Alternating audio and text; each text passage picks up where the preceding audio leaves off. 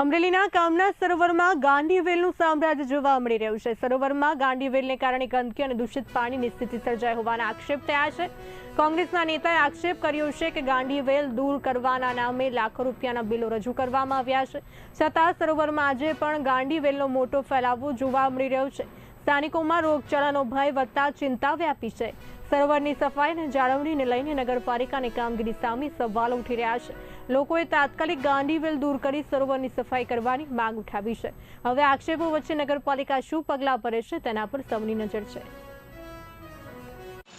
અમરેલીની અંદર કામનાથ સરોવરની અંદર ગાંડીવેલનું સામ્રાજ્ય છે એ થામી ગયું છે।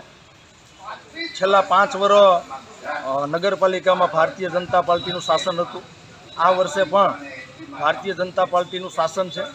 આ ગાંડીવેલના નામે અમરેલી નગરપાલિકાની અંદર ભારતીય જનતા પાર્ટીના શાસકો લાખો રૂપિયાના બિલ છે એ બારોબાર ઉધારવામાં આવ્યા, છતાં પણ કરોડો લાખો રૂપિયાનો ભ્રષ્ટાચાર કરીને અમરેલીનું જે કામનાથ સરોવર છે એ ગાંડીવેલ મુક્ત બનાવી શક્યા નથી। તો અમરેલી નગરપાલિકાના ભાજપના ગઈ ટર્મના અને ચાલુ જે ટર્મ છે એમના શાસકોની આ નિષ્ફળતા થઈ।